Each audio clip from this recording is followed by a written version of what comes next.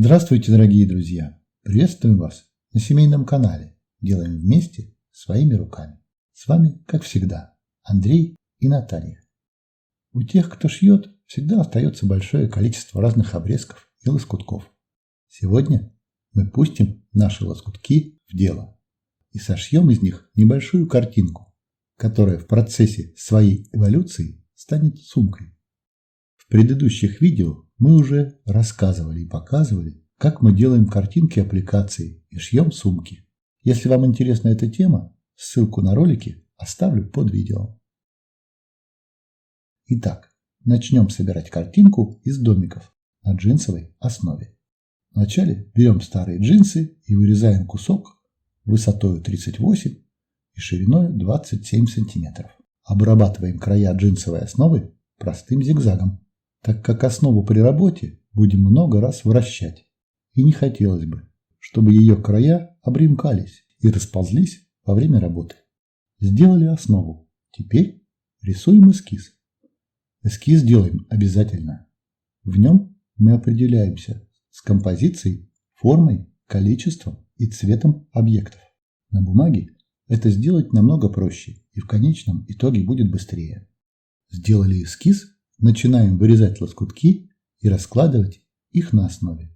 Подгоняем отдельные элементы, прикладываем лоскут, рисуем на нем швейным мелком и обрезаем все лишнее. Нарезать лоскутки можно ножницами или кольцевым ножом на коврике. Я приспособился ножом, мне так удобнее. Раскладывая лоскутки, сверяем с эскизом композицию, а цвет и фактуру подбираем по месту. Я прикладывал лоскутки для окон несколько раз, пока не подобрал окончательный вариант. Разложили лоскутки. Да, хочу обратить ваше внимание, что мы выложили композицию с учетом припусков на швы. У нас это примерно 0,5 см. Итак, определились с композицией. Подобрали цветовую гамму. Нарезали в размер мелкие элементы. Убираем все мелочи в сторону, включая крыши домиков. Теперь наша задача зафиксировать самые крупные элементы. В данном случае это крупные джинсовые лоскутки. Когда основных элементов много, мы фиксируем их на клеевой флизелин. Но в этом случае достаточно булавок. Зафиксировали джинсовые лоскутки булавками. Подбираем нитки под цвет лоскутков. Наша задача сделать строчки максимально незаметными. Чем лучше вы подберете нитки, тем аккуратнее будет работа. Хотя разные цвета ниток можно по-разному обыграть. Подобрали нитки, устанавливаем на швейную машинку лапку для свободной ходовой стежки и пришиваем все лоскутки к основе. Главная наша задача – зафиксировать лоскуток и укрепить его края. Так как джинсовая ткань очень рыхлая, если мы не укрепим края, она распушится и лоскутки будут расползаться. Делается это очень быстро. Нужды в специальных навыках нет, так как высокая точность тут не требуется. И к тому же нитки практически в цвет ткани. Пришили большие лоскутки. Пришиваем элементы поменьше, точно таким же способом. Эту лапку для свободной ходовой стежки я купил в 4 раза дешевле, чем в магазинах, на сайте AliExpress. В последнее время я часто беру там различные полезные материалы и приспособления, включая коврик для резки и лезвие для кольцевого ножа. Если кому-то интересно, ссылку на материалы оставлю под видео. Собрали основу композиции с помощью свободной ходовой стежки. Теперь будем прихватывать маленькие элементы, окна, двери и прочую мелочь.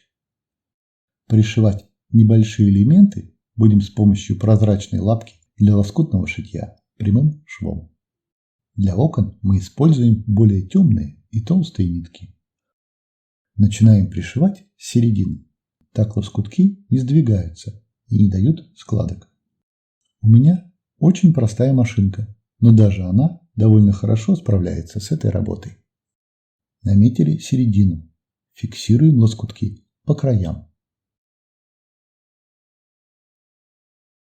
а потом возвращаемся и снова несколько раз прошиваем середину рамы, чтобы сделать центральную часть окна более заметной. Пришьем все элементы, а потом будет видно. Может быть, имеет смысл добавить еще перекладины в окошко. А пока по этой технологии будем пришивать все остальные окна и двери. Ну вот, мы пришили все элементы нашей композиции. Окна, двери. Приладили 2 трубы и 1 маленький чердачок. Чтобы добиться осветления джинсовой ткани вокруг фонаря, использовали мелкую наждачную бумагу зерном 180. Берем небольшой кусочек наждачной бумаги и вышаркиваем верхний окрашенный слой ткани вокруг фонаря. Следующий этап работы – это обработка краев композиции простым зигзагом. Чтобы картинка была аккуратной, обрабатываем все джинсовые лоскутки и все крупные лоскутки ткани, которые могут посыпаться после стирки.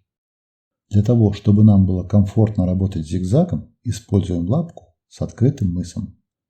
С такой лапкой строчку очень хорошо видно, и ее можно полностью контролировать и получить гарантированный результат, даже не имея большого опыта. Лапку, кстати говоря, тоже брал на AliExpress. Ссылка тоже будет под видео. С помощью такой нехитрой технологии можно надежно зафиксировать практически любую ткань. Обработали контуры зданий. Расставляем акценты зигзагом на дверях и окнах. Плотность строчки выбираем по обстоятельствам.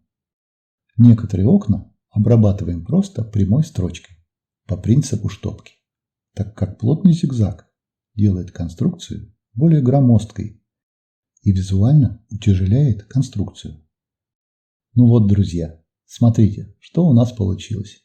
С помощью нехитрых приемов и простенькой швейной машинки за 1-2 вечера между домашними хлопотами и чаепитием можно сделать симпатичную картинку, аппликацию для сумки, декоративной подушки или даже элемент для панно.